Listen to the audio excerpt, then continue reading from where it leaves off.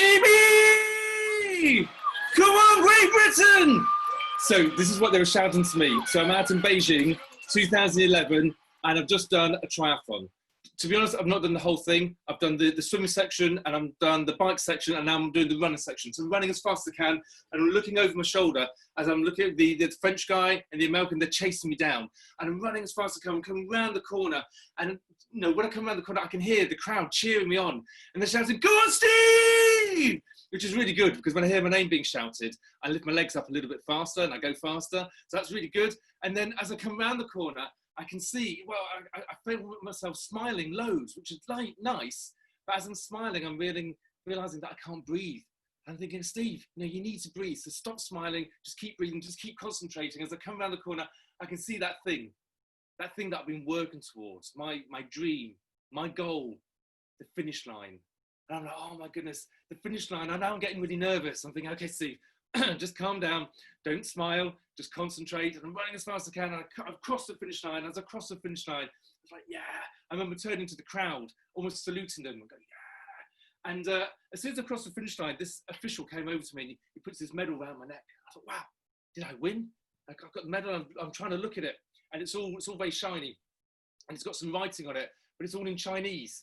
And I can't speak Chinese. I can speak a bit of Spanish, but not Chinese. I'm thinking, oh no, this is no good. So I look on the back of it, and it's got some more writing on the back, and this is in English.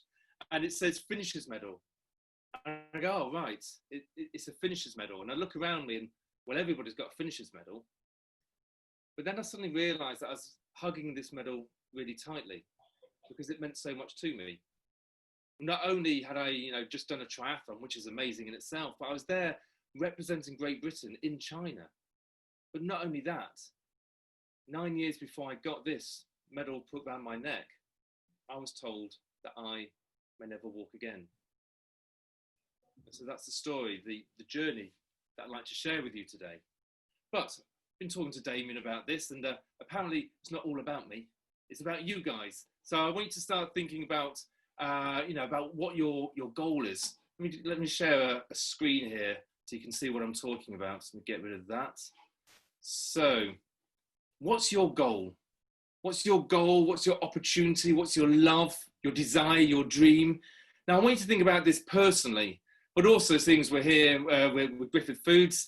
I also want you to think about how you have your role and your aspirations within the business and how that can actually help the business.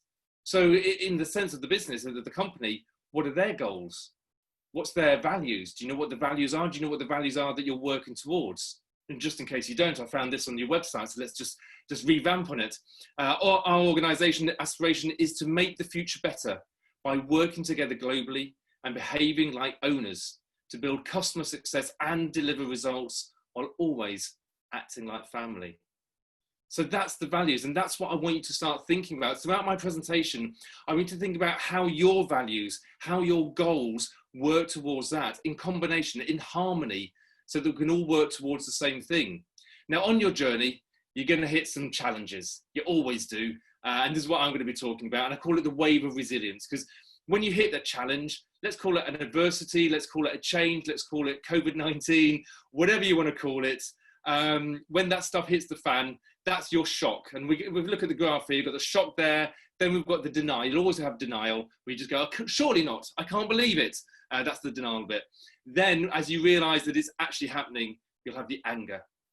And that anger will bring you down in a bad way. Everybody deals with anger differently. And as you're going down the wave, you will be sharing. Now, sharing can come in swear words, it can come in moaning, posting on social media, but it also might come from doing poetry or just talking to a friend. But at some point, you will hit your rock bottom. Now, rock bottom is a nasty place to be. And depending on the adversity, the change, whatever, it could be sulking for a little bit, or it might be harder than that, and it might actually be depression. It's hard to say exactly, knowing, depending on what the story is. Now, we also don't know how long rock bottom lasts for, but be aware that at some point after rock bottom, you will have to accept the situation. And this is a good thing, because once you accept the situation, that's when you can start taking action. That's when the action can start moving you upwards, more positively, more optimistically, up towards your moving forward and your self-actualization. If you look at this graph, the moving forward part is actually higher than where you were at the beginning. Doing the wave of resilience the right way, you can come out bigger, better, stronger.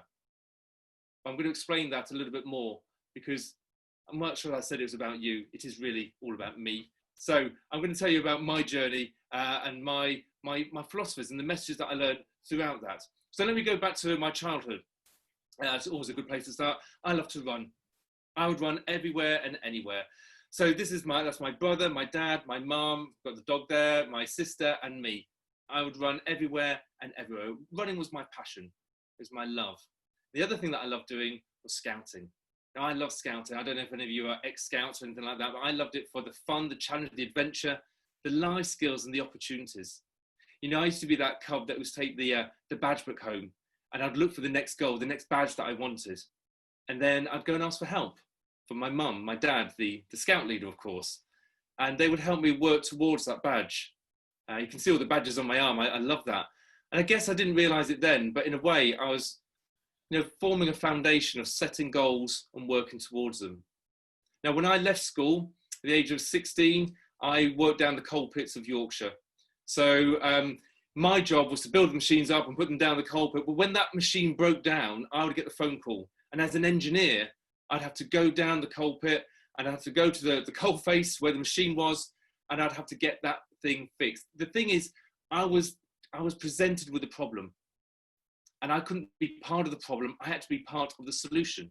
And so that's what I did. I had to be ingenious with some of the ideas that I came up with, sometimes robbing parts from broken down machines to get my machine up and running.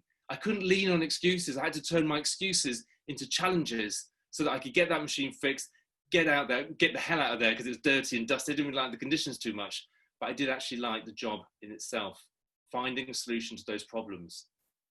Now, my father, my big aspiration for me, he suffered with cancer and he fought it for a full 7 years.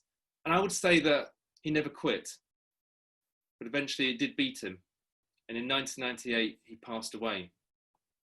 I coped with it by running, because running was my passion. That's my meditation. That's my escapism. And that's how I dealt with it. Much as I missed him, I carried on with what I was doing, always having my thoughts of my father in my head. But this takes me all the way up to 2002. So 2002, I live in England, in Sheffield, and I'm driving on the outskirts of Sheffield, and it's a rainy day, and the rain's coming down quite hard. And as I'm driving along, there's water on the road, and my car skids. And I can't control the rain. I can't control the car. I can't control anything. And I'm skidding from left to the right, and then I can see in front of me a pole, and I'm heading towards that pole. And I hold on, bracing myself.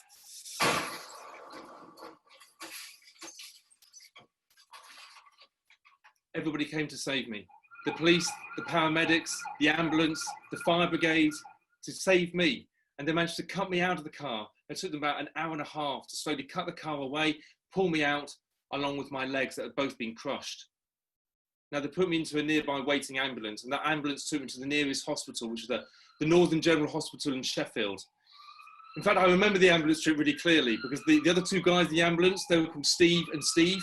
So you can imagine the conversation that was going. It's like, are you okay, Steve? And I was like, yeah, I'm good, Steve. Okay, good, Steve. We're going to go very fast, Steve. Okay, Steve? Yes, Steve, that's good, Steve. And very safely, Steve. Okay, Steve? Yes, Steve. Good, Steve. Right, Steve. So the two Steves, they took me all the way to the Northern General Hospital. They gave me lots of blood. They basically saved my life. So I like Steve's. Let's make that clear. Steve's are good. I like Steve's. And when I got to the hospital, I met my surgeon. Now, I didn't know my surgeon. His name was called Simon. And he looked at my legs. He said, okay, Mr. Judge, we're going to see what we can do. But by the looks of your right leg, we may even have to amputate it. But these aren't words that I thought I'd hear that morning. And I can remember looking into the surgeon's eyes and saying, please, just do the best that you can. And with that, they took me off into the operating theatre to save my legs. But I later out found that they lied to me that day because it wasn't just my legs that they were trying to save, it was my life. I'd suffered a lot. I'd been through a traumatic experience. I'd lost a lot of blood. They really didn't know whether I was going to come out of that operating theatre alive or dead. And that's the message that they relayed to my mum on the phone. For her to hear that, to hear that her younger son might not survive was bad enough, but then she had to pass that on to my brother, and to my sister, who are based down in London. Then receiving that information, again, hearing that they might not see their younger brother ever again, they both burst into tears. But that's what's the message that they had to receive. Now, back to me, you know, the operation lasted about 8 hours or more. I think it was probably more than 8 hours. And when I came round, I was feeling terrible. I was just feeling really groggy. I remember just being there, feeling static. My shoulders were in so much pain. I couldn't move my legs. I had this big metal cage around my leg, and I felt just terrible. And it was around this time when I heard this voice. And this voice was saying, Steve, sit up, Steve. And I recognised the voice. It was my mum's voice. And as I slowly sat up, I could see her. And as I scanned the room, I looked around, I could also see that my brother and my sister had also been there. They'd travelled overnight to be there by my bedside when I needed them most. It was around this time when the surgeon was doing his rounds, and he came over to my bed and he said, how are you feeling, Mr. Judge? And I said, I don't feel good at all. I feel terrible, I feel really groggy, feel a lot of pain. He says, okay, Mr. Judge, I just want you to know that the operation was successful. We managed to save both of your legs, but because of the severity of the injuries that you've sustained, you may never walk again. Now, I think when somebody gives you information like that, there's the kind of two ways you can look at it. It's like a fight or flight. And for me, the flight would have been just to roll over in bed and go, okay, I give in. I guess I'll never walk again. But for me, I felt really angry. I felt really angry that somebody had the audacity to say that to me. They didn't even know who I was. You know, they treated me like an average person. And, you know, they just saved my legs, and surely that gave me some hope. I was just really angry. And I guess this is the fight, and the fight. This is the fight side. I can remember lying there, looking up at the surgeon, thinking, who are you? Who are you to tell me that I may never walk again? I mean, your name's not even Steve, because I like Steve. Steve's a good. It's Simon. Who's Simon? The thing is that he had a point, because my injuries are really bad. Let me try and explain. So my left leg had been ripped apart. So that's the knee. My left leg had just been ripped apart at the knee. So all the 4 ligaments that hold it together were just ripped out. My right leg was partially amputated. Now, how can I explain that is by using a prop. So if you imagine that this is my right leg, my right tibia bone, this is broken in 2 areas. Once, okay, and twice, leaving 4 inches of bone that was considered no good by the surgeons in the operating theatre. And consequently, this part was just thrown away. And that left me with a very short leg. And that's what I woke up to. And this is held together with a big metal cage wrapped around it. And it's going to be my job to get my leg back to the right length, if I could do that at all. Now, I do have a picture of the x-ray. Do you want to see a picture of the x-ray? Give me a thumbs up if you're okay seeing that. Yeah, 3 thumbs up. Okay, good. Just in case anybody's a bit squeamish or anything like that. Okay, so here is a picture of the x-ray. So you can see there the 4 inches of bone that was knocked out. Okay, right. Would you like to see the next slide? It's a photo. It's not got no blood on it, but it's a bit more graphic. Give me a thumbs up if you want to see the photo. Yeah, not too sure. Okay, thumbs up, thumbs up. Okay, here we go. There's the photo. So you can see my leg there. You can see the cage that was wrapped around it. And you've got the nuts and the bolts. And, you know, there was a lot going on there. And it was going to be my responsibility, like I said, to twist those bolts day after day to get it to the right length. But having this on my leg, it was hard for me to see the potential in this. And let's just go back to the wave of resilience and find out where I was on this wave of resilience. I've been through the shock. I've been through the denial. I've been through the anger of somebody telling me that I may never walk again. I was probably down around about the sharing side and the rock bottom. And like I said, everybody shares in different ways. And for me, I initially started with writing down on pieces of paper what medication I needed to take every single day while I was in hospital. But that slowly changed into a bit of a diary. And I'm not usually one for keeping diaries, but it was actually really useful. And I found a clip from a diary a couple of months ago. And this was written 4 weeks after the accident. And it said, today was a good day because today was the first time that I didn't cry. That means that for 4 weeks, every day, I'd cried in my mum's arms. And I can remember saying, why? But the big question was, why? Why me? Why me? Why is this happening to me? There's clearly no answer to that. But if you look at this, yeah, it was bad that I'd cried for 4 weeks. But let's look at it again. This is the first day that I didn't cry. I'd actually made that change. I was coming through the end of rock bottom, maybe a bit intermingled, but I was willing to accept the situation that I was in. The thing is when you're in hospital, it's all very negative. The one thing you want to do is get out of hospital. I needed something positive to look forward to. I needed a vision. And I can remember one day I got the pen, and instead of writing a diary entry, I actually drew a picture. And the picture I drew was of me in the future, standing, walking again, crutches thrown to one side. Now, at this time, I was still in a wheelchair. I was still in the hospital bed, but I wanted something positive to look forward to. And this picture was something that I hung on to because that's what I needed to do. Now, anybody who's done through rehabilitation or anything like that, there's lots of physio that you need to do. So has anybody done any physio? Yeah, you've all done some physio, some noddings of heads. Isn't it the most boring, painful, monotonous thing ever? But you've got to do the physio because for me, it saved my life.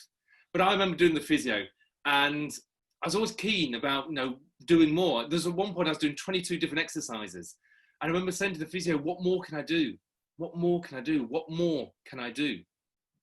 And she said, "Well, I think you're doing enough now." I said, "Well, I've got an exercise bike at home. Could I get on the exercise bike and do some pedaling?" She says, "No, Mr. Judge, you've got a big metal cage on your leg. Every time your cage goes around, it's going to clash with the frame of the bike." And I said, "Okay, that's a good point." But I remember being at home, sat in this wheelchair, staring at my exercise bike, thinking there must be something that I can do. The engineer in me just thought that there must be something. I just felt that I was leaning on my excuses, and I just thought, what can I do? And with that inspiration, I went out to my garage, used my crutches and my wheelchair, and over that day, I made myself a big wooden pedal. And I brought that big wooden pedal in to the house. My idea was to push my leg out by about 2 inches. So I strapped this wooden pedal onto the bike using some Velcro straps, and then I managed to climb onto the bike, slowly strapping my leg in. Let me just show you a picture of it. So you can see here that the wooden pedal's holding my foot, is pushing my leg out by about 2 inches. And at that point, I started to move the pedal slowly, turning it round. And as I started going faster and faster, the adrenaline and the endorphins kicked in. And after a while, I started getting sweaty. But more than that, I can remember smiling for the first time in a long time. And I said to myself, I did it. I did it. And what I meant by that is that they told me that I couldn't do it. And I felt that that was an excuse. And so that's why I came up with this message to myself. And this is one I want to share with you.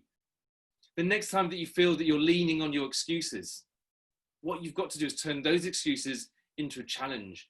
If you feel that there's a barrier in front of you, don't be part of that barrier. Be part of the solution and smash through that barrier by turning those barriers into excuses and excuses into challenges and moving yourself forward.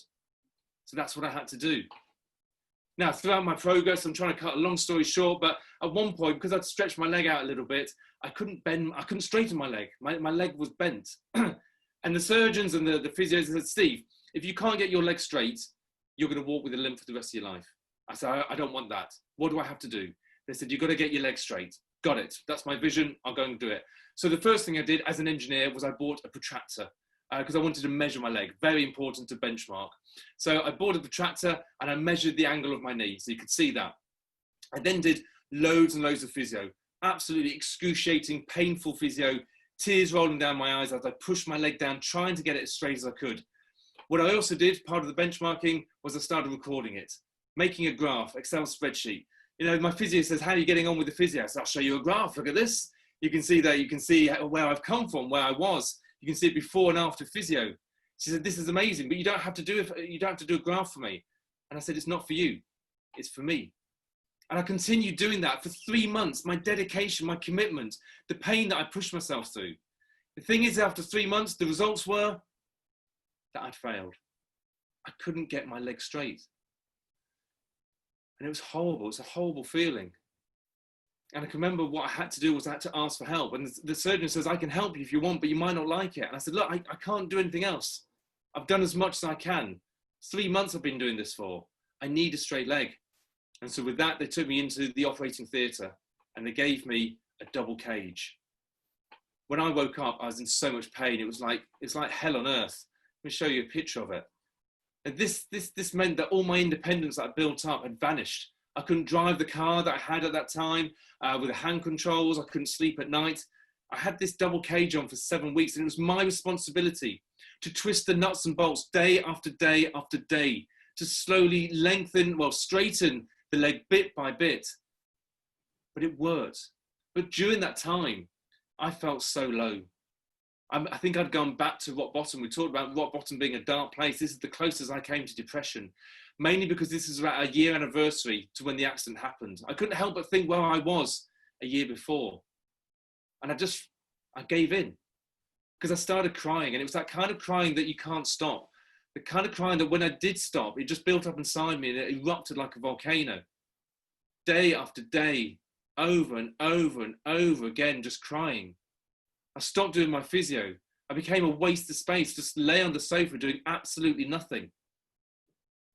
And then one day, it's probably about 4 days later, I remember seeing my physio chart, the graph. There was no results to put into it. I can remember seeing my physio equipment, not touched. I caught a picture of myself in the mirror.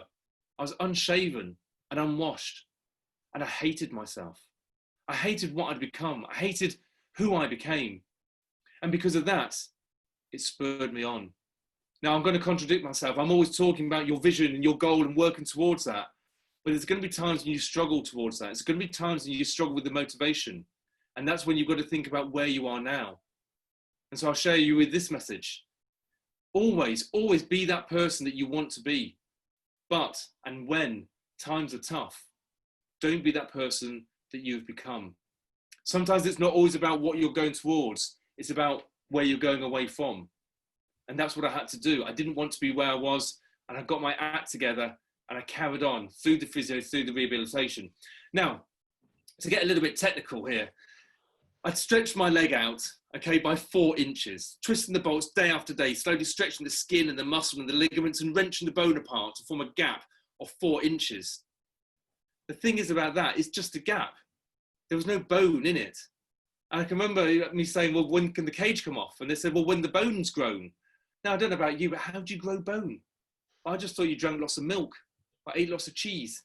And the surgeon saying, no, Mr. Judge, they're always very official. Let me put some glasses on here. They said, no, Mr. Judge, it's not about drinking milk and eating cheese.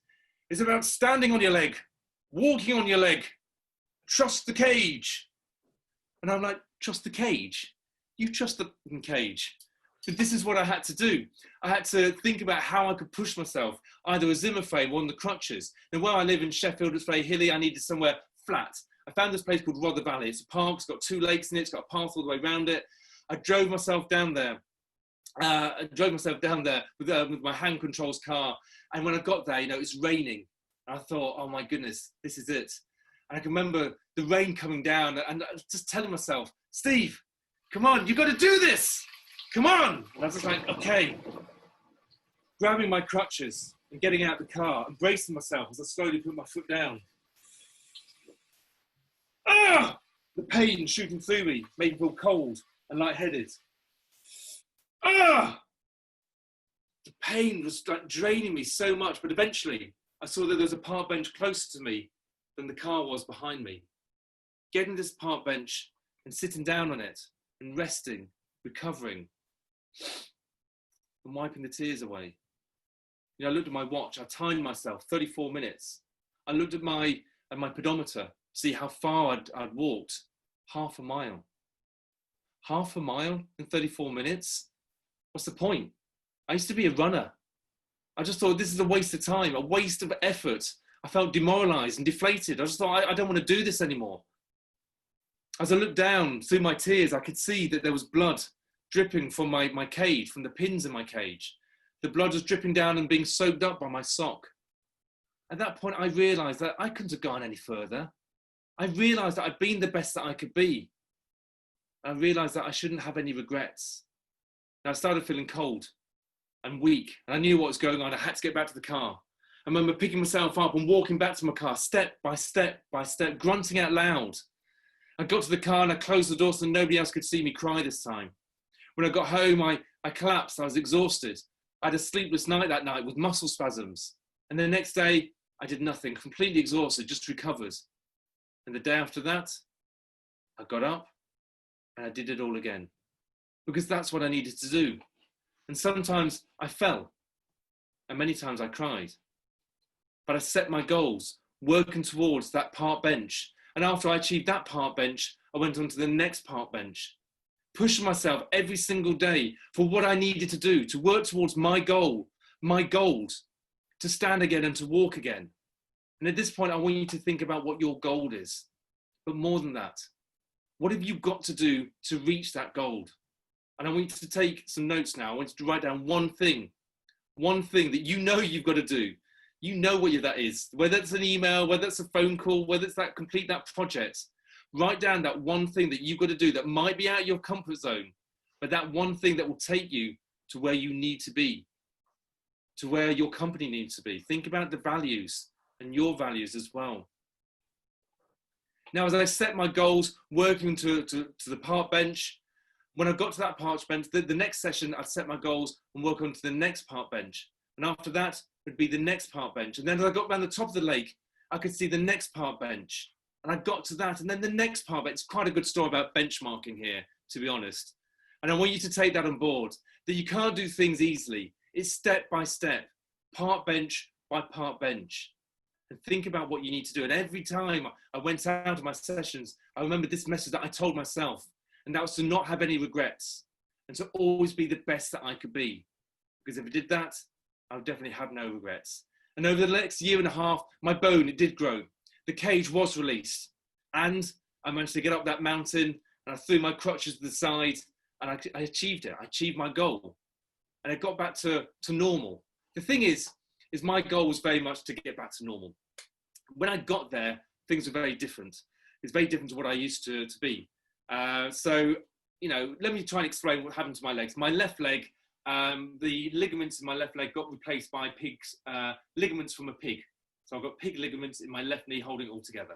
I don't ask too many questions, to be honest. I feel a little bit guilty having bacon sandwiches now, but it's okay. Now, my right leg is the right length. We know that. And the bone's grown and everything. Going back to my left leg, I've got lack of feeling in that, lack of movement. It's very sensitive. I've got a drop foot. My right leg is the right length, but I've got lack of calf muscle, lack of foot movement. I get a lot of pain as well. So my goal of getting back to normal, I suddenly realized that normal doesn't exist. And this is a big message that I want to share today, that there is no such thing as normal. And because of that, I want you to stop comparing yourself to your friends, to your family, to your colleagues, to celebrities. Everybody's different. You've got to start thinking about what you can do rather than what you can't do. I was very different to what I was before the accident. I couldn't run anymore. That had been stolen from me. So I had to think about what I could do. I could swim. So I started swimming. And then I started cycling on a proper bike outside. And that was great, getting the adrenaline rush. And then I started setting myself challenges for those charity events. And people said, Steve, you're always setting goals and working towards them. Have you always been like this? Big question that I always get asked. Steve, have you always been like this? And I'm like, well, I don't think so. If I think about work, not really in the past. What about school? No, not really. Any hobbies? And oh yeah, scouting. Do you remember I mentioned about the badges? And that compelled me to look into some scout photos of me when I was younger. So I went into the loft. And so I grabbed my torch and I went into the loft. I was rummaging around looking for some old photos. And I found this old photo when I was about 10 and a half years old. And I just got Cub Scout of the Year. So you can see the photo here. And I've got the shield there. I've got lots of badges on my jumper. But you can see the badges, the red one, the yellow one, and the green one. And these are the first 3 badges that I ever got in scouting. And those were swimming, cycling, and running. And that compelled me to set myself new goals and new challenges. Now, while I was in the loft, I had a bit of a rummage around, and I found this thing. This is from my travel box. Now, I don't know if you know, but the coal pits, they closed down. I went traveling around the world, working as I traveled. And I got this place in Australia called Halls Creek. And we got stuck there, the floods came down, and there was a Japanese guy there. And I taught him to speak English a little bit over 2 days. And as a thank you gift, he gave me this coin. And this coin is a 5 yen coin, and it's called a goen. And he says, Steve, I give this to you. It will bring you good luck, good karma, but only if you're aware of your vision and you seize opportunities. I said, oh, thank you very much. I didn't really think too much of it. And he went off to Darwin. I put it in my pocket and I set out into the outback, into the Australian outback that day. I had this goal that I really wanted to do. It was this thing called a natural wall of China. To explain, it's like a granite vein in the middle of nowhere, and all the rock has eroded either side of it, leaving this granite vein. Looks like a wall, a natural wall. So I went out walking to try and find this thing. And as I tried to find it, my sandals broke. I had to take them up. There's rocky ground, but I wouldn't give in. And eventually found this wall, this natural wall of China. I remember climbing up it and just like so happy that I finally got there. And I'm just doing this pose. And I love this photo because this is the times when you didn't know whether the photo came out or not until like 3 months later. So my camera was actually hanging in a tree on an automatic, and I took this photo. And after this pose, I put my hand in the pocket and I felt the Goen coin. And I took it out and I looked at it. I said, I get it now. Be aware of my vision and seize opportunities. Be aware of your vision and seize opportunities. Now with that, I'm back in the loft now. I put some shoestring around it and I tied it around my neck because I thought, I'm going to need this. This might bring me a bit of good luck, a bit of good karma, but I've got to be aware of my vision. What is my vision? I need to find out what my vision was. So I went downstairs, went onto the internet, went to Google, typed in swimming and cycling events. The only thing that came up was this thing called triathlon. So, I can't run. I thought maybe I could do the swim and the bike, and the run section I could walk around and I could complete it. I'd still call myself a triathlete. So then I scrolled down, I found this thing called a power triathlon. I thought, ooh, triathlon for disabled people. And I thought, oh, I wonder if I'm, with my legs, I wonder if I'm disabled. So I went down for an assessment and they checked me out and they asked me lots of questions. And they went, Mr. Judge, you are disabled. And I'm like, yes, this is great. This is good. Because now I had no more excuses to lean on. Now I could compete as a disabled athlete. And they said, Mr. Judge, can you run? And I said, not yet. But now I've got a goal. I hadn't run for 7.5 years. It's been stolen from me. And now I went out and I tried to run. And looking down at my legs, I was running again. And I couldn't believe it, how happy it made me, the endorphin release. It was amazing. The thing is, once I stopped running, that's when the pain came. And so the next day I couldn't run because it was so painful. So I thought about what I could do rather than what I couldn't do. And so I swam. And the day after that, I was still in pain. So I cycled. And the day after that, the pain had gone. So I ran again because I love to run. And that was my training montage all the way up to the first power triathlon. Happened to be down at the same park where I'd done all my rehabilitation with the lakes and everything.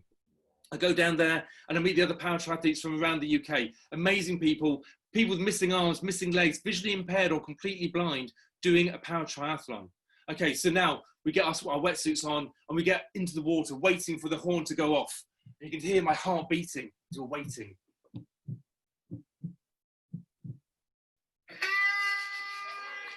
So I'm swimming as fast as I can. I get out of the swim and I grab my bike. So I'm now cycling around the lakes. It's about four laps. I think it's about 20 kilometers. And I'm cycling as fast as I can. So at the end of the bike, I wrap my bike. Now I'm winning in my category. This is amazing. I've now got 5K around the park. So I set off. And as I set off, I'm looking for my competition behind me because I know they're going to be catching me up. My running had improved, but it still wasn't as fast as I could be. So I'm running as fast as I can. And as I'm running around, I can see those park benches.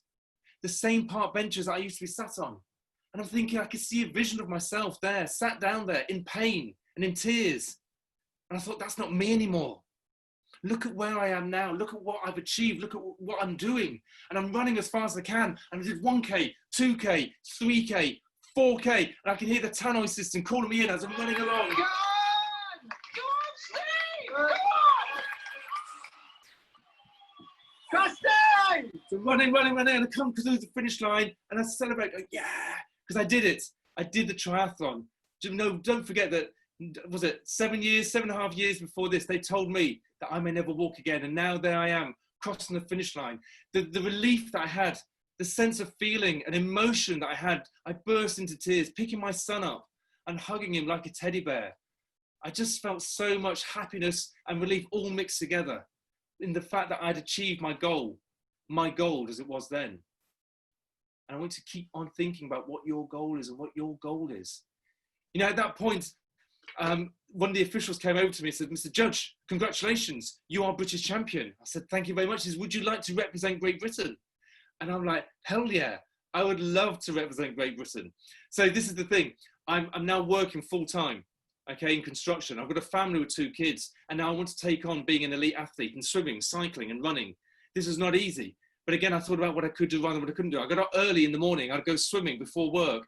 Then I'd work all day, all morning. At lunchtime, I'd go for a run. That wasn't easy because we didn't have any showers at work. So I literally used a bucket and a sponge in the toilet cubicles to sponge myself down.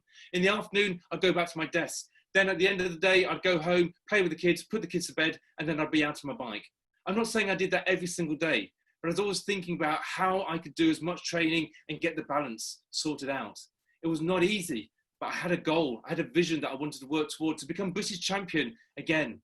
Then I set my sights to become European champion, which I achieved in 2011.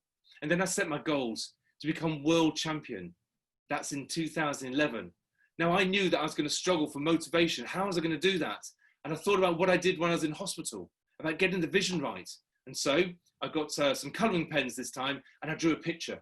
I drew a picture of me crossing the finish line in Beijing, you know, crossing that finish line to become a world champion, seeing that picture, putting that picture on my fridge so I could see that every single day. That convinced me, it told my brain that I could achieve it, that I will achieve it. And that's what I was going to do. So that takes us all the way up to Beijing, 2011. So I'm there, I meet all the power triathletes from around the world this time. We get our wetsuits on, and this time it's all a bit official. They announce you in and everything, you have to do the waving thing and everything.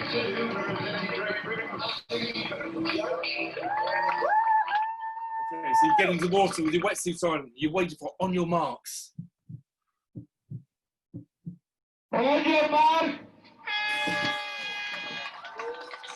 So I'm swimming as fast as I can. I come out of the swim and I'm winning in my category. This is amazing. I then get onto the bike and I'm cycling around the reservoir as fast as I can. It's about 20 kilometers. The thing is, as I'm cycling along, there's other people from other categories and some of them are overtaking me, but I'm not too sure which category they're in, whether in my one or the other one. So as I'm cycling along, I'm literally counting to see how many arms they've got and how many legs they've got, and thinking, no, that's okay, let them go. Oh, chase that one, chase that one. So I'm doing all of that, going around the route, and then I wrap my bike, and I'm still winning my category. This is it, 5K. So I've got 5K left, and I set off as fast as I can, looking behind me to see the American and the French guy chase me down. 1K, by 2K, by 3K, until I come to that final corner, and the crowd are going crazy. They're making so much noise.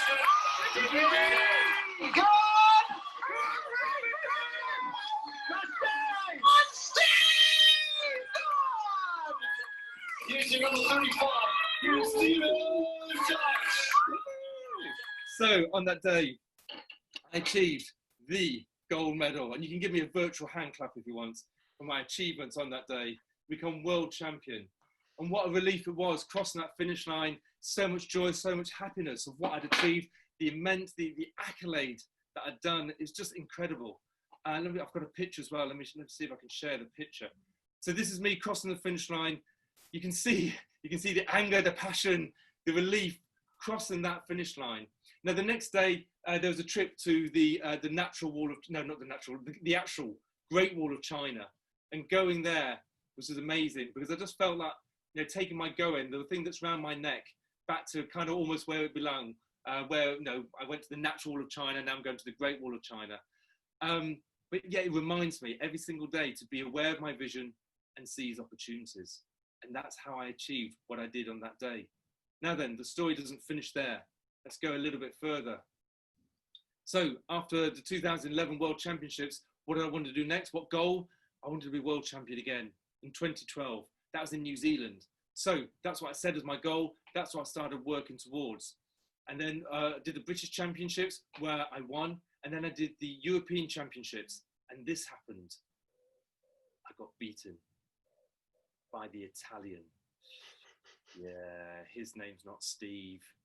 It's Michele Ferran, and he's an amazing Paralympian swimmer. Basically, it means he swims like a fish. So on that day, he beat me by 4 minutes.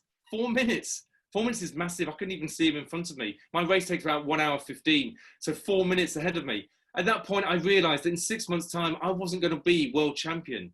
There's no way I could get that much quicker. And so I had to set new goals for myself, more realistic.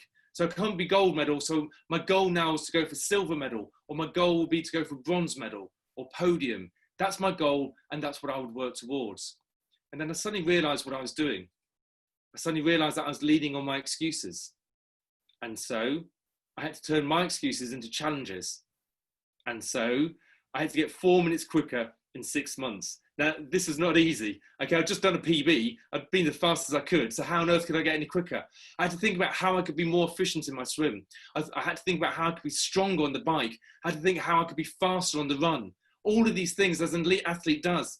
Thinking about my nutrition. So that'd be good for you, Jamie. Thinking about my mindset. Thinking about everything. But I remember one time I was doing some training and I was on the start line and I'd say, well, where are my friends? Where's George? Where's Nicholas? I said, oh, they're injured. What do you mean they're injured? Oh, yeah, they're injured. They've got an injury, so they can't compete. I was really gutted for them. And I suddenly realised how important it was to get to the start line. If you can't get to the start line, you can't even compete. So what I had to do was I had to start thinking not just about the speed and the strength, but about my body. I had to think about my wellness. So I want you to think about your wellness as well. This is how it correlates with you. If you can't even compete, you can't get to the start line. Are you making sure that you're fit, you're healthy, with nutrition, with your mindset, with your breaks, with your time off? It's so important. And so that's what I had to start doing with my yoga, with my Tai Chi, anything and everything to get me to that start line. So that brings us all the way up to 2012. So we're there, 2012. Meeting athletes from around the world. Yes, the Italian was there. So we're getting into the water and we're waiting for the horn. I won't do the sound effects this time, but basically we're waiting there and waiting and waiting. Ah! We're swimming as fast as we can. We can't have the swim. The Italian's like a fish. So he'd come out first, way ahead of me. We'll get onto the bikes, we're cycling along. Now this is where I needed to see him. If I could see him, then I could catch him. I couldn't even see him, he was way ahead of me. So I knew that would happen, but I thought we were about even on the bike. We come off the bike, the Italian's in first place, I'm in second place. The rest of the world is behind us. Okay, we wrap the bikes, his bike's racked, mine next to him. We set off on the run. I can't even see him, but I knew this is where I could catch him. This is my absolute plan. My plan was to see him. If I could see him, I could catch him. If I could catch him, I could take him and I could win. So I'm looking straight ahead of me, looking for his blue outfit, running as fast as I can. Eventually I do see him. I can see that I'm getting close to him, step by step, closer and closer. As I pull up close to him, he pulls away from me. I'm not having this. After all the time and effort, after all the effort that I put in, I'm not going to let this escape me. So as he pulls away, I pull closer to him. And then we can see the finish line. And we're going as fast as we can, across the finish line. And on that day, across the finish line, and I got the gold medal. Woohoo! So virtual clap by everybody. Yay! So I achieved the World Championship status for the second time running. And it's not just crossing the finish line. It's not just the accolade that you get from that. It's standing there. As you can see, hear your national anthem being played. The honor that you get, the privilege, but knowing that you deserve that. After all the time and effort and the tears, the blood, sweat and the tears that you've got to get that accolade of achieving the gold medal and representing your country. Just incredible feeling. So, I've got a photo for this. So let me just show you the photo for me crossing the finish line in New Zealand. So you can see I'm pretty over the moon there, pretty happy with my performance. So where am I now? So I now have retired from international competition. One of the first things I've done is gone back to scouting. I'm now a Cub Scout leader, helping the new generation in fun, challenge, adventure, life skills and opportunities. You never know where those badges are going to take them later on in their life. Now, we have been given challenges over the last 6 months with this thing called coronavirus. And so we can't go into the woods, we can't do the face-to-face meeting. So we've been doing Zoom meetings every Monday, giving them fun and giving them games, a few challenges here and there.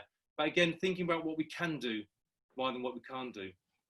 Now, I've got a job working for the Scout Association as well. And when that came to an end, after 3 years, people said, Steve, what are you going to do now?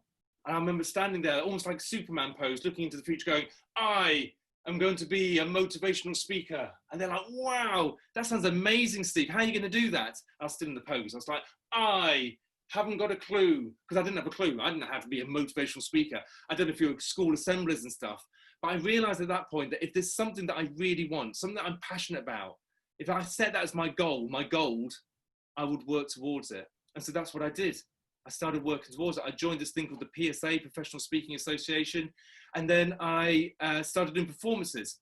Now, I started off doing these performances maybe in a classroom, maybe at a university, but that's not what I really wanted. I wanted bigger than this. I wanted to get my message out to the thousands, if not the millions. How on earth could I do that?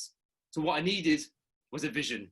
Of course I needed a vision. So I got my magic pen and paper out and I drew a vision. This time I extended it. I drew where I am now. So that's me with the blue jeans and the white shirt in a school.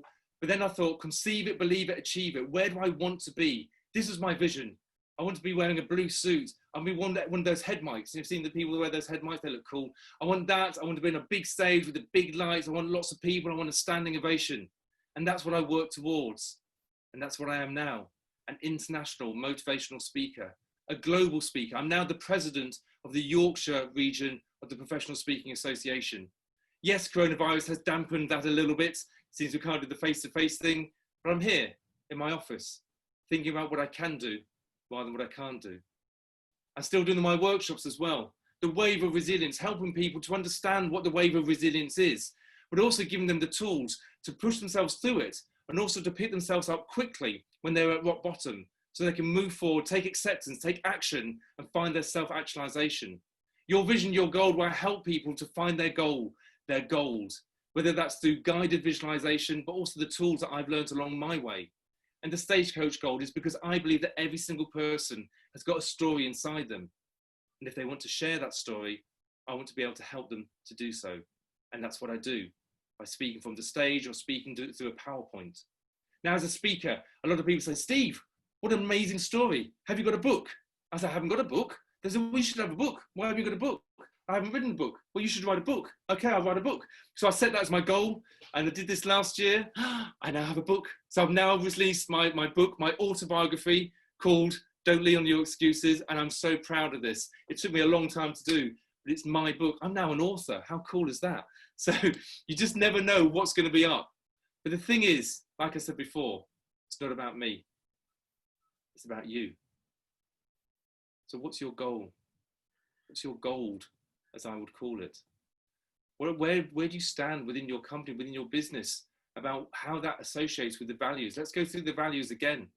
Our organizational aspiration is to be making the future better by working together globally and behaving like owners to build customer success and deliver results while always acting like family. And as you're working towards your goal, your gold, you're on this journey. And there's going to be times when you feel that you're struggling. You've got to remember that there's no such thing as failure, only feedback. And when you're struggling to achieve your goal, don't change the goal, change the plan. Always change the plan. There's going to be times when you feel that there's barriers in your way.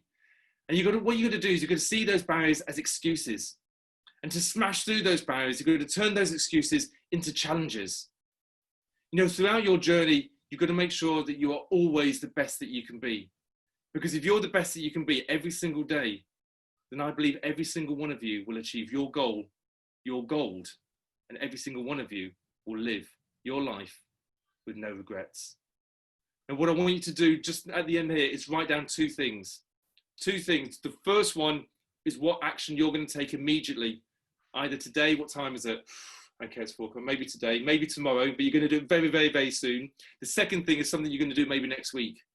But what action are you going to take so you can work towards your goal and your gold? Now, I've got a video here that I'm going to play, and then we can do some questions and answers. So let me just do this. Let's see if the technology works. Do that.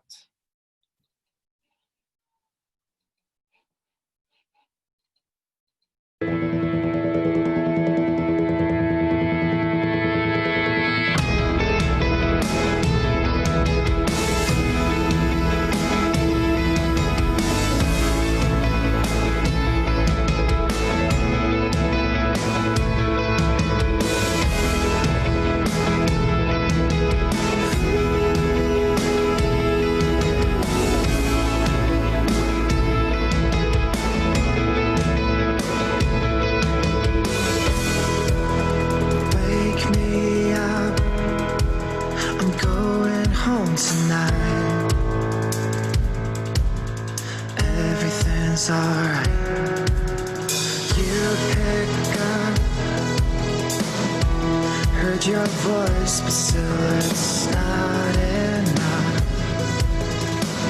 'Cause I need us. I swear it's the last time I'm going. 'Cause I know we got that something. It lights up the dark at night. So you keep the engine running, and I'll be the headlights.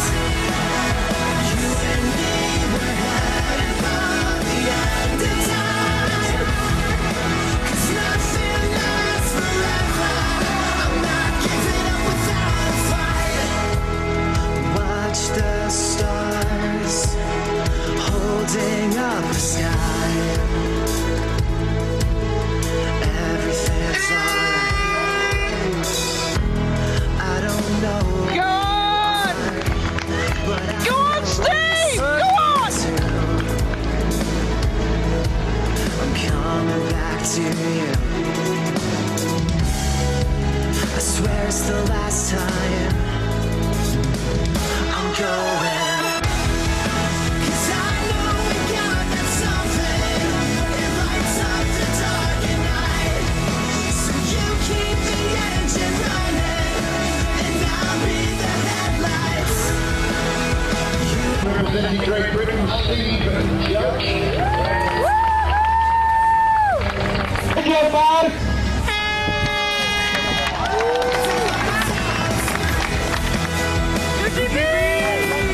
Go on! Go on, Griffith! Kirsty! On Steve! Go on! Here's Steven Josh. I'm not giving up without a fight.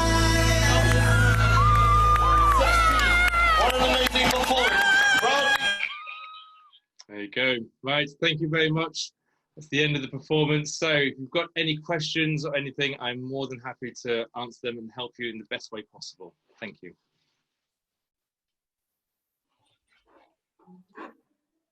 Who goes first?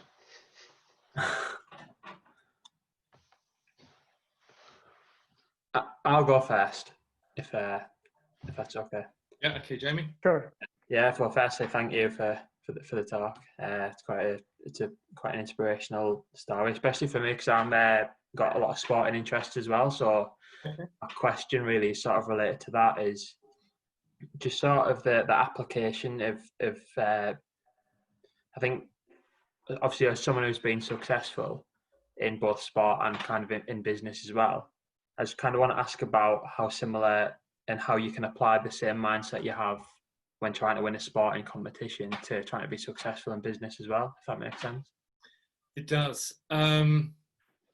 So I don't think anger is a bad thing as long as you use it correctly. I don't think impatience is a bad thing as long as you use that correctly as well.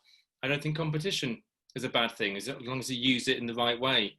And that sometimes it's hard to find the balance there, I think. And I think what I learned through my journey is about, obviously I've mentioned about having the vision and working towards it. You've got that message. The message maybe that I haven't talked about as much is probably the Third World Championships, which happened to be in London. So the Italian was there again. It was the competition again. It was the home crowd. So I wanted to win. I was thinking about retirement as well.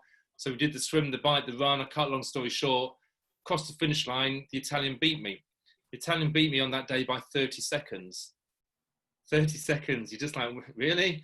So the question is, Steve, could you have gone any faster? No, what were you talking about? Of course not. I couldn't have gone any faster on the day. I was flat out. Could I have trained any more? No.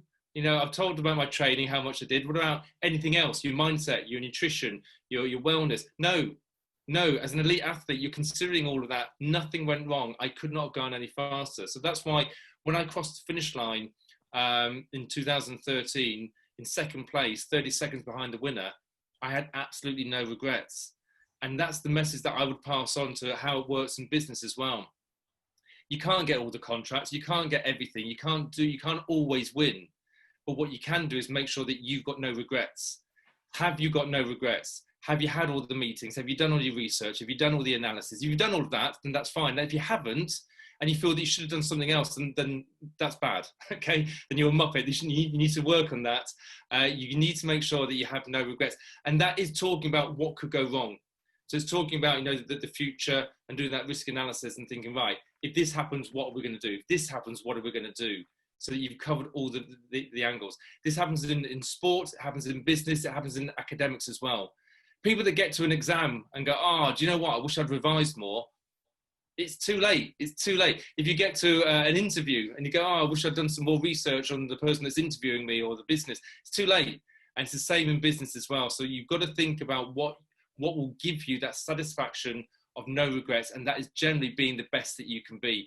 And that opens a whole new thing. So being the best you can be, not only yourself and your wellness, but also asking the right questions, asking your team, getting the right team, making sure that you've got all your ducks in a row in a way. So I'd say all of that combined will give you the satisfactions that you can be successful. And that's what, to me, that's what success is. And a lot of people say, how do you be success? To me is not necessarily a gold medal. Success is about being the best that you can be and living with no regrets. If you can do that, then that's what success is. I hope that helps you a little bit, Jamie. Yeah, thank you. Yeah. Well, Jamie, what's your sport that you do? Now, it would probably be golf as a number one. It's always been football, but it didn't quite happen there. So golf is the one at the minute where I've kind of retaken it back up after not playing for 10 years. Okay, you enjoying it? Yeah, I love it. Yeah. Okay, and is that your wellness as well? Is that your time out or not? I don't know. No, to be honest, not at all. It's the type of thing where I'm not even sure how much I particularly enjoy it. I just like to be the best that I can be at it, and it's something that I don't know. As a child, I was competing at a high standard. Chose football was the wrong option, and then now it's kind of like this is now what I'm best at. As options go for me, that's kind of my number one thing that I seem to be excelling at. I don't want to sound like I contradict myself, because I'm all about going for number one and being the world champion. Clearly, what I'm saying is if you don't get that, as long as you've been your best, then the result is the result. If you don't pass the exam, but you've done as much revision, the result is the result. So if you've got aspirations of getting like trophies and stuff, go for it. But what you've got to make sure is at the end of the day, you go, well, I did my best. I couldn't have done any more. And that's hard, because, that's a juggling act. That's why I talk about wellness, because it is so important to get to the start line. You must know it through physio, especially with golf. You've got to keep your limbs and your joints all working, because if you get a slightest injury, you're out, aren't you? You just can't even compete. Yeah. Yeah, I think that's kind of where my initial question came from, really, because now I'm kind of starting to be at the stage where I'm transitioning that energy into my career, so into business rather than the sport itself, if that makes any sense as well. Yeah, no, get that vision and get the excitement of what you want to achieve. And when I talk your vision, it's the end result, where you are in the business at the end. What car are you driving there? What position do you hold? All of those things. Don't worry about how you're going to get there. Not yet. That comes second. Just work out where you're going to be. That's the easy part. It's just daydreaming, really. Yeah. Okay. Any other questions? Yeah, I had a question. I'll go next. So you mentioned sort of running as being like your meditative state almost a number of times. I was just wondering if you'd ever actually practice any form of meditation or sort of mindfulness-based techniques to help with that mental side of the recovery. So I've heard so many people talk about meditation, and it's the great thing. The entrepreneurs of this world, they meditate for 20 minutes a day, and they say if you haven't got time to meditate for 10 minutes, you should meditate for 20. And they've been successful. And I thought, I've got to do this thing. I've got to try this meditation thing. And to be honest, at the beginning of this year, I downloaded an app and I played it every single day. I got to about 20 days. And I said, this is just not working. Every time I played it, I just fell asleep. Okay. So for me, going on a guided meditation does not work for me. And I've talked to a lot of people about it. And it's almost like the Emperor's New Clothes. Everybody says it's good, so it must be good. It's not. It doesn't work for me. So what I've found out is that there's different forms of meditation. So I've learned the skills of meditation. I understand how to use it. And sometimes I do. Sometimes I do. I have a power nap, okay, which is similar. And I use meditation techniques to just bring me down, and then I relax for 15 minutes. I set my alarm. 15, I know all about sleep. I know how important sleep is. 15, no longer than 15 minutes, because then that's a deep sleep, and then that takes you a long time to get out of it. So 15 minutes power nap, that's like meditation. There's other things you can do for meditation. When you're driving, sometimes you don't think about how you're driving. You don't think about anything else. You go into a zone. It's still safe. It's fine. Your subconscious is keeping you in control, but that can be seen as meditation. For me, I talked about running. Now, running for me, or I've got a row machine downstairs. That for me is meditation. When your pulse gets up to about 135 beats per minute, you can't think straight. Okay, your body's concentrating on your breathing and your blood and everything like that. Perfect. Okay, you can't think of anything. That's exactly what meditation is all about. It's about zoning out, not thinking about all the stresses and strains. It's about doing, just relaxing, giving your brain a little bit of a break. When I go on my run, I probably get out to 135, not much more. I don't push myself that much now. I do it for pleasure. But when you're running, you also create a rhythm, and that rhythm is in tune with your alpha waves. Now, the alpha waves are in your brain. The alpha waves help you make decisions. Ta-da! So I can go for a run, feel fit, feel healthy, have some time out, and come up with some great ideas. And it's so true. I've come up with some of the best ideas when I've been out for a run. So I would say that to me must be my meditation. So for me, that works for me. The rowing machine also works for me. Power naps work for me. Meditation, not so much. I've tried a various amount of things, but everybody's different. And I think this is the thing. Don't compare yourself to other people. By all means, try it. And if it works for you, that's good. I'm almost jealous. I wish I could meditate. And people say, oh, you just need to keep trying, keep practicing. I'm like, I've done that. I'm impatient. I want to move on. So what about you, James? I personally, I used to meditate a lot because I was taught meditation actually as part of my education. It was built into the program, and we did it religiously for 20 minutes a day. I don't do it so much anymore. I do occasionally. And I often question, should I go back through it? Does it really work for me? Does it offer that, like you say, with your running and your rowing, that moment of calm almost? Yeah. I keep questioning if that's something I want in my life. Is it, obviously I want that moment of calm, but is that the right, like you say, is that the right way for me, sort of thing? I would definitely recommend some form of meditation. It's time out, and I think we all need that. And I think in this busy world that we have, we don't do that. So work out how you're going to do that. Now, if you've got the skills and techniques to do the meditation, do that then. But maybe try some other things that you might find more, appealing to yourself, or that work better for you. I don't know. Yeah. But I would definitely, you definitely need it. You definitely need a time out, because I think there's so much stuff going on, especially with everything that we have, whether it's Netflix or social media, or everything's like quick. So how else can you find that time out? That's why I was asking Jamie about his golf. Is it enjoyable? Is it relaxing? And it's turned more from a hobby into dedication and commitment, which is good. But then when are you getting your time out, Jamie? When do you get that time out when you're completely relaxed? If it's not through sport anymore, then when is it? That's what I went through when I was doing my sport. That was hard. That's why I had to do some yoga, some Tai Chi, because that completely zoned me out. Now, because I'm not an elite athlete, I can go for a run. It's lovely. And I force myself to stop and look at the view. Stop and look at the view. So I'm not racing. So I'm not timing myself anymore or anything like that. And it's nice. And if I go, I love open water swimming. And if I go open water swimming, I will stop in the middle of the lake and tread water and just look around me and appreciate the view. I never did that as an elite athlete. Oh my goodness, I didn't have time. I had to go, and then swim and then bike and then run. So when do you have that time? Because if you don't have that time, you will burn out. And that comes back to the wellness.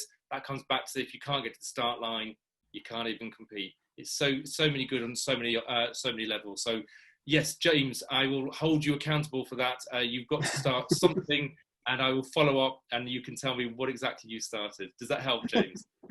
It does. Thank you. Okay. Any other questions? Yeah, I would have a question as well.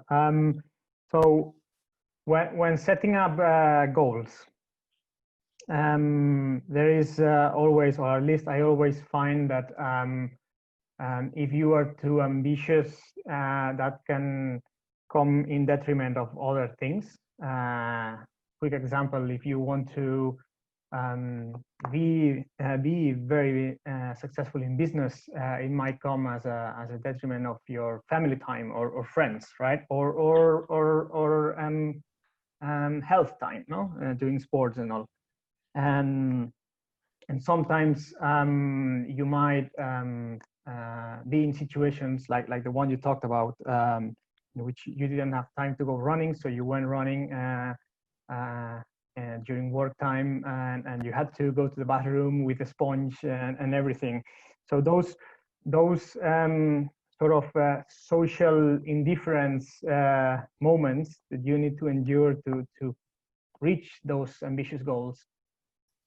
How do you think about finding an equilibrium, or these sort of questions that might arise when trying to be ambitious? Or I don't know if I made myself clear. It's just the balance and the sweet spot sort of concept. So I think what you're asking is, if you set your goals really high and then you don't achieve it, then is that failure? Is that what you're asking, or how? No. It's more of sometimes you need to maybe sacrifice other things for reaching those goals. Okay. So what's your view on those sacrifices that you need to make, like family time or health? Yeah. So it is a balance, and I think we all get it wrong sometimes. The biggest thing is about communication. So if you're talking about my friends, they understood when I didn't spend time with them because I was training, and that's a sacrifice I was willing to make. Did they understand? So it's about explaining to them why I'm doing it.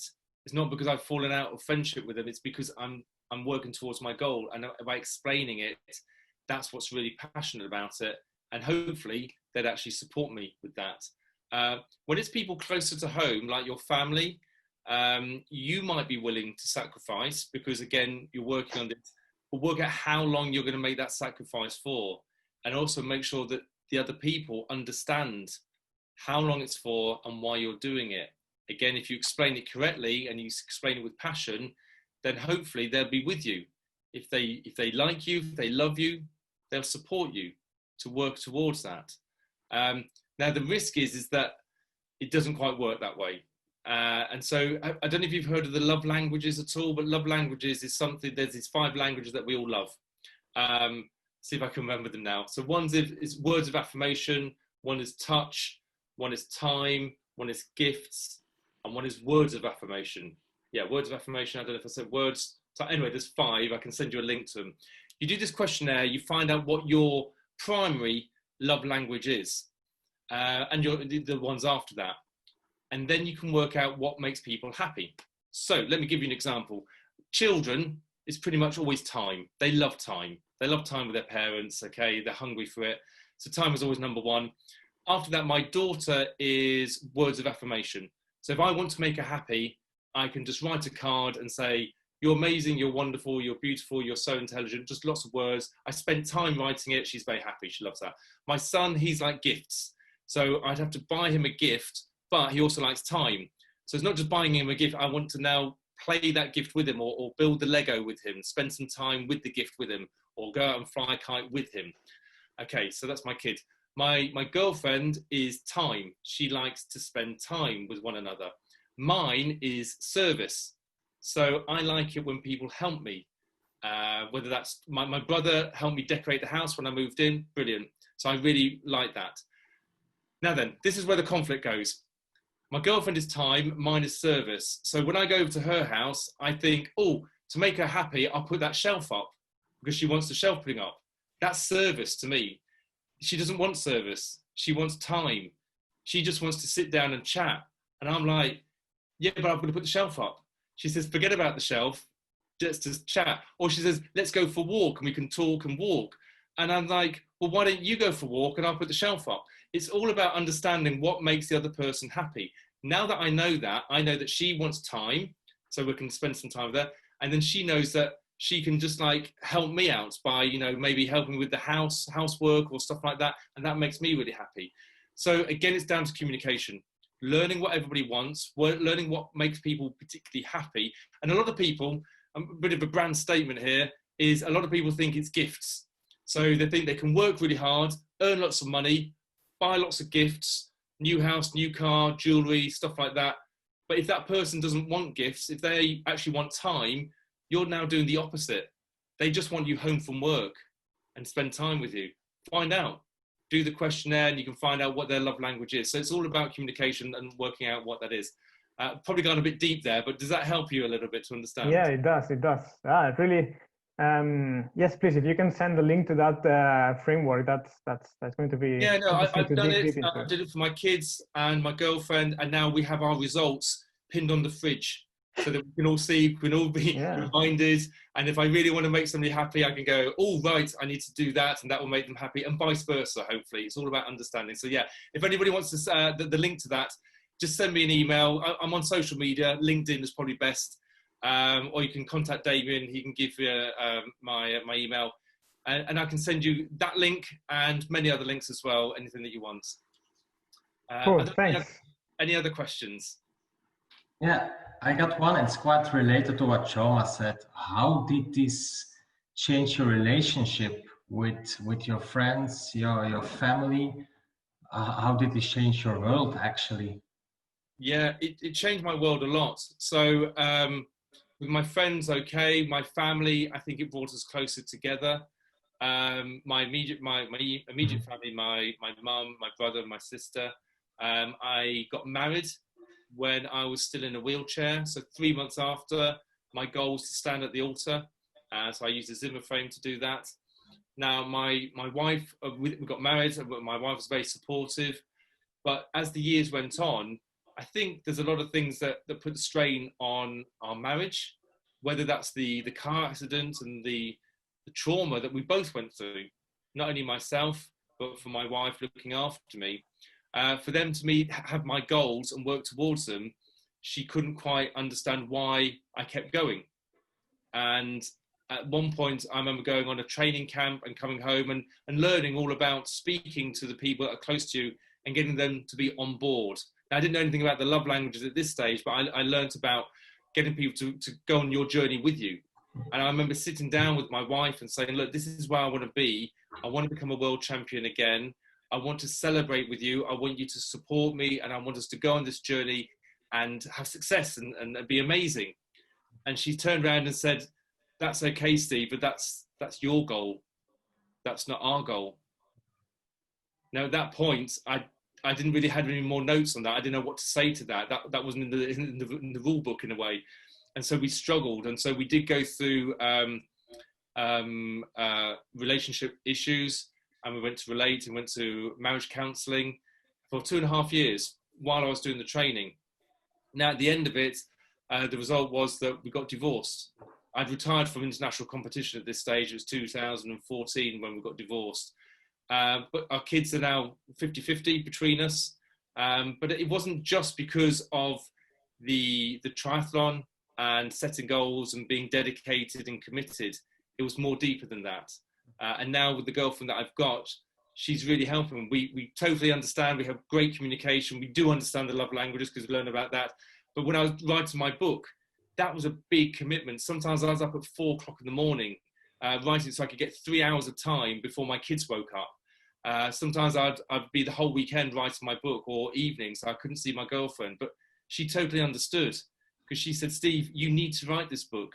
You need to get it out there. And it's really nice having that person that understood who I was and what I was doing it for, and could actually support me in that. And like I said, service is really important to me.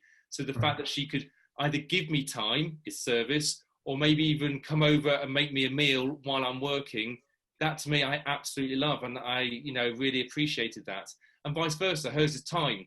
So now that I've finished writing the book, I can go and give her some time, and we can go and talk and do that walking thing and everything like that. So it's about understanding. So yes, it did put a strain on my relationship, but it's about finding the right people that will help you and support you. They do say that you end up being an average of the 5 people that you spend the most time with. I'm just looking at how many people on the Zoom calls, more than 5.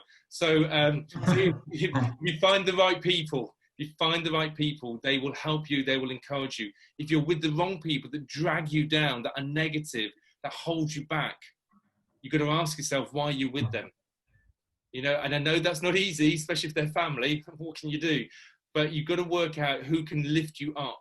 And it's not a bad thing. Work out who you're spending a lot of your time with and how you can help them and how they can help you. It's always nice if you can help somebody, you know, somebody can help you and you can help somebody. So you get that balance right.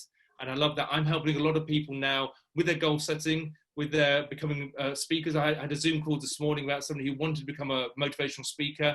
And I'm like, I have so much advice that I can give you. I can help you. But then next week, I've got my mastermind group where there's 4 other speakers and they're better speakers than me. So I will be learning from them. So it's about getting that balance and then getting the right people in your zone. So does that answer the question a little bit? Yeah. Thank you for your story. Okay, that's fine. Thank you. Oh, thanks, Steve. I have a question as well. So basically, obviously, you said, I think your motto is don't lean on your excuses. And I think everyone has their own goal. So how do you recognize the excuses if there are excuses or not? Because, I mean, inevitably everyone wants to achieve a lot of things. And you did as well. Like you had the goal at the time and then you achieved it and then move on to the next one. So how do you recognize when the challenges appear?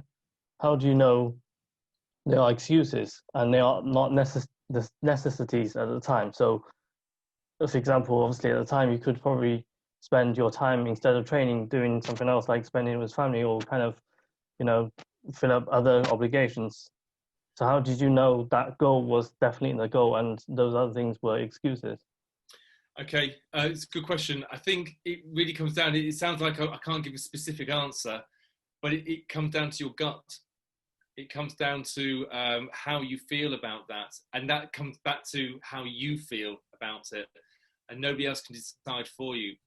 It's about that inner feeling that you have. Now, I do a visualization. I do a visualization every morning. Visualization has really helped me to find out what my goal is. So, for example, at the moment, I wake up at 5:30 every morning. I do some reading for self-development. I do some exercises, just press-ups and sit-ups and chin-ups. I then get into a yoga pose and I do a visualization. And the visualization is just closing my eyes. It's not meditation. It's similar. Visualization is thinking about where I am in the future. Okay, then this could be 5 years, could be 10 years. Where am I? Who am I with? What am I doing? And just letting what naturally comes in. I don't point myself in any direction. And it's what I love to do. And that's why I said it follows your gut, follow your gut feeling. Now, I don't start that meditation until I'm smiling. And that might be on a stage as I'm like getting a standing ovation, or it might be running my workshop, or it might be with my girlfriend on holiday. But when I'm smiling, I open my eyes and I go, right, that's it. That's what I need to work towards. And I write down 5 things that I'm going to do that day that will take me towards that goal. I then go to my vision board, which is just over there. I can see it here. I have words of affirmation. Words of affirmation that I say every single day. I will not lean on my excuses. I will turn my excuses into challenges, and I will drive myself. I will not get distracted. All of these things. I then go and do some rowing machine for 20 minutes. The point is that it's all about your gut. It's all about finding out what your goal is. And that's why in my workshops, we spend a lot of time finding out what that is. One of the ways I do it is by drawing a picture. Just draw a picture.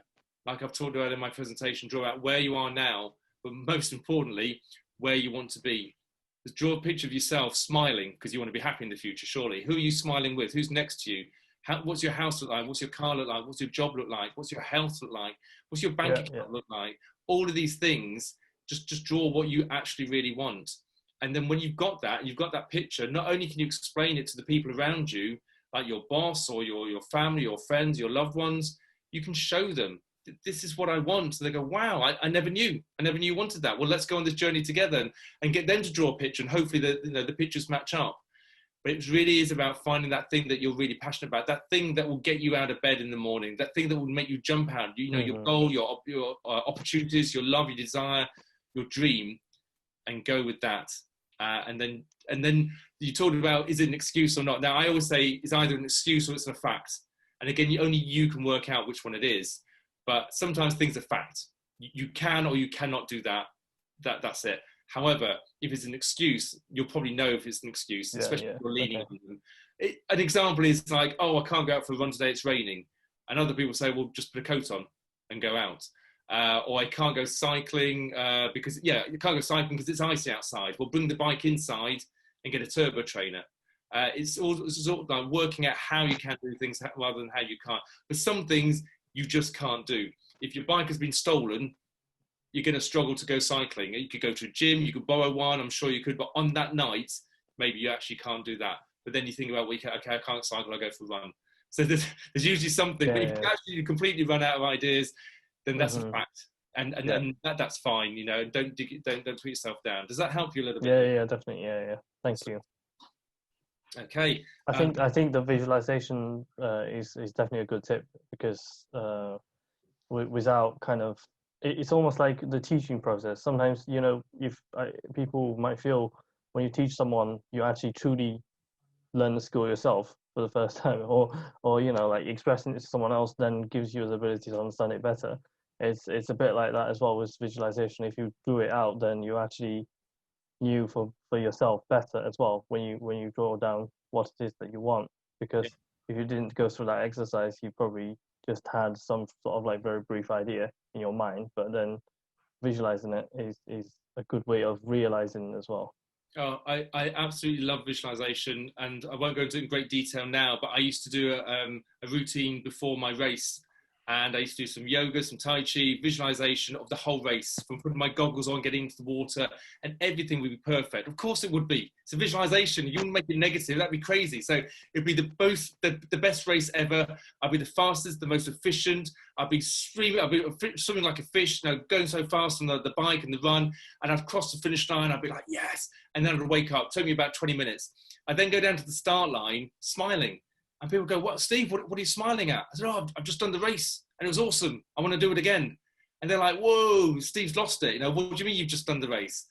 I said, I just visualized it and it was awesome. I want to do it again. I want to do as good as I just visualized. And it gave me so much confidence, and it made my competitors really nervous because they could see me smiling. And I was like, well, that's great. Everyone's a winner. Well, I am anyway. So, and then I'd get into the race and off would go. But visualization is a really useful tool that everybody can do. The more you practice, I guess James would say the same with meditation, the more you practice visualization, the better you get at it. So start small and grow it from there. And like I said, I do it every single morning and I absolutely love it, and keep it all positive. In my workshops, I do guided visualization. This really helps people to get the 8 points of their life into context, really. But it's very much about believing in yourself and realizing that you will have success in all your endeavors. So everything that you want to do, you're successful in. Wow, where will you end up when that happens in 5 years, 10 years time, that everything that you attempt to do, you succeed in? And that opens a massive rainbow of colors of things that you can do. It's a visualization. Why would you make it negative? Make it positive, have a go at it. And even further than that, draw a picture of it. It'd be great. So Luke, that's one I'll be accountable for. I'll chase up on that, and I want to see pictures that you're drawing. Is that okay? Okay. I'll try my best. I'm going to make a note. Try your best. No, you will do it. There's no, you either do it or you don't do it. There's no try. None of this try business. Come on, Luke. Right. Luke will do visualization and a picture. Cool. I look forward to seeing that. Okay. Right. I'm looking at the time. Damien, have you got any questions yourself? Yeah, I have one. When I listen to your story, the two things that basically strike me is, one, you managed to rebuild your ambition from hitting a very rock bottom low. You know, if I take the car accident to basically moving to walking again, you start from really low and you manage to rebuild. Obviously, after that, you're already on a high, and you decide to reach a new target. So you start from a high to move to a higher point. Yeah. Do you use exactly the same motivation technique? Or is there different ones for the two different elements? I think it's different. It's whatever works at the time. And you're absolutely right. To get to the point of your self-actualization, it just takes waves and waves and waves, and you get higher and higher every single time. And if you haven't got adversity or shock that's pushing you out of your comfort zone to get you on that wave, then you've got to do it yourself, I'm afraid. Okay, you've got to push yourself out your comfort zone. You've got to do that. Otherwise, you just go flat. You're flatline. You're flatline through life.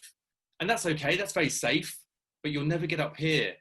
So my purpose, my why, is to help people to, I don't know, appreciate the happiness and the fulfillment of achieving their true life self-actualization. So what is that to you? How do you get there? And when you are on that dip, as you were saying there, how do you lift yourself up? There's various tools that I use, and again, I go through these in my workshop, but one of them that I'll share now is music. Music's a great one. Okay, so I use music a lot in my autobiography. You've probably seen this, Damien. You've read my autobiography. There's a playlist. There's a place right at the start, and it's got some cheesy tunes in it. Don't judge me. Okay, it's got some Chesney Hawkes in it. It's got some AC/DC in it. It's got some Enya. Okay, these are my tunes that work for me, and they get me through every single chapter, parts of my life. They lift me up. It's one way you can get to the wave of resilience really quickly. If you want to speed it up, I'm impatient. Okay, if you want to speed it up, you have some shock in that. Play some music that relates to shock. Play some music that gets you through denial. Play some music that brings to you anger and sharing. And play some really somber music that's when you're low in your bottom part. But then also play some music for the acceptance and for the action and for the self-motivation moving forward.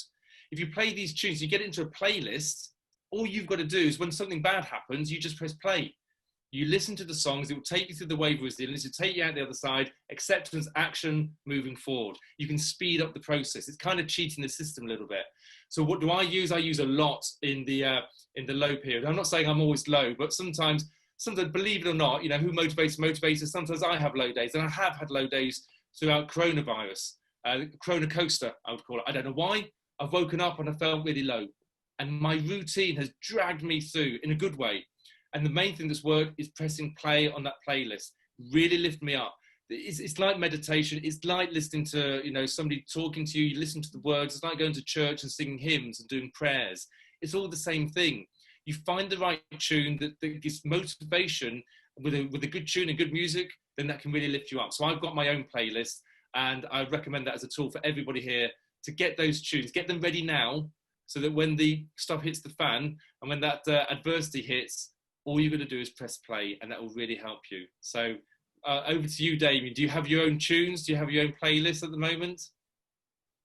There's definitely a few. Yeah, the way up is definitely it's definitely defined. There's no question about that. Okay. It's interesting what you're saying about the low. It's something I never use. Yeah, and, it's a good tip. Yeah, you don't have to share your tunes. Don't share them with anybody. They're your tunes, okay? I'm gonna have to make a playlist now. I know the guys. They're gonna ask me for them afterwards. So you can all swap if you want. I've shared some of mine in my book, and that took some guts doing. But I've got new ones now. I found that these ones I've overused. I've used them for so many things. So when I listen to these tunes, it takes me back 10 years, 15 years, which is fine. But I've really got to move on. I've now signed up with Spotify, and there's a whole new range of tunes. So, yeah, and it's really good because I put in the tunes that I like, and Spotify says, "Have you tried this one or this one? This one's similar." I'm like, "Oh, that one's amazing! I love it." So I've now got a new playlist thanks to Spotify, and it's really helped me. So whatever it takes, find out what helps you. Go use those tools, use them, get them ready for you. So when you are feeling low, and we all have it. People answer. Don't go for the fridge. Keep away from the food, chocolate biscuits and stuff like that. Alcohol, it doesn't work. It helps a little bit, but it's not long lasting. Fitness, exercise, really good. Music, really good. Words of affirmation every morning. Routine. Get a routine and stick to it. I'm not a geek, honestly, but I have a clipboard. This is where I put my phone and my earplugs and stuff, and I have pens. But this is the clipboard. This is my evening routine, which I've only just started. But I did a morning routine. So there's the morning routine. And I did a quote of the day every single day for 117 days. I did Facebook Live. So I was giving back, helping people. I had Facebook Live for 117 days. It's part of my routine. And I used to always tick it off. And this helped me. Because sometimes I didn't want to do it. I hold my hand up, but I did it.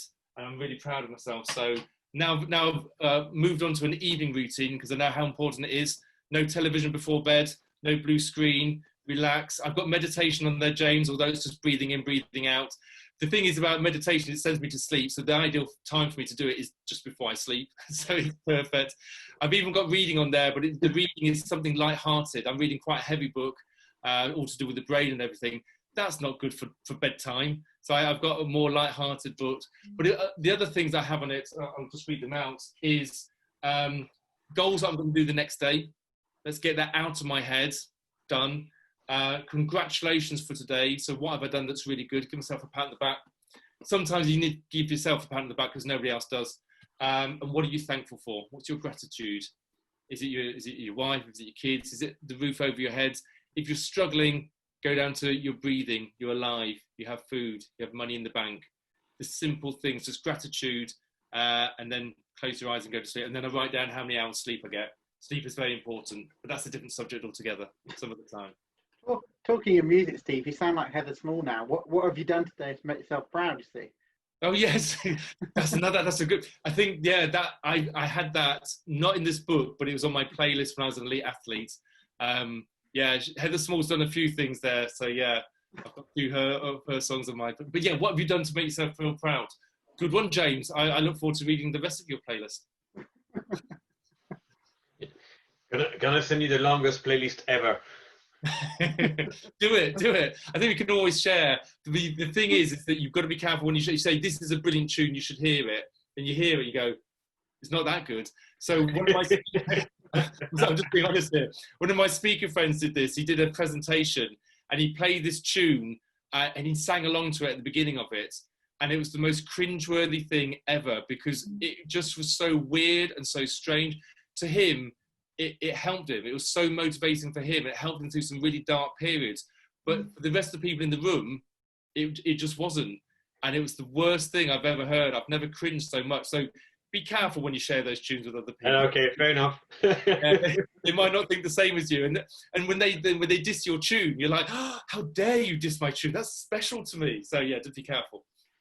And remember, Damien, we don't all understand French either. Nobody's perfect, James. I know that. Cool. Steve, thank you very much for the session. I hope, guys, that you enjoyed it, that you learned something today as well. Definitely be in touch. Don't worry. That's definitely going to be there. If you can send me the recording, because I think there's a few people I would like to share this with within the business. But once again, thank you for your time today, and hopefully see you soon. I've really enjoyed it. I love sharing my journey. This is what my why is all about. And Damien, thank you for the opportunity today. I've had this opportunity to share with you. Great questions. Loved it. If you want the book, you can get it on Amazon. I'm not selling it there. What I'm trying to say is you can also buy it from me. And if you buy it from me, I'll put a signed message in it and get it personally delivered and stuff like that. So if you do want a copy of the book, just contact me. You can get my email or you can contact me on social media. But I would look forward to connecting with all of you. I really want to help people. So if you feel that you want to ask me some more questions, do it. Yeah, send me an email and I'll do the best. I might give you a video response because I'm better at speaking to video than I am typing. It just takes me ages. But either way, if you've got any questions, reach out, shout out, and let's help each other. And I look forward to meeting you face to face sometime, maybe at a conference in the future, maybe a meeting in the future. Maybe I'll be traveling around. But when I do, come up and say hi. And we can shake hands and everything. It'd be great. Thank you very much. Cool. Thank you, Steve. Thank you. Thank you very much. Thank you. Thank you. See you later. Bye.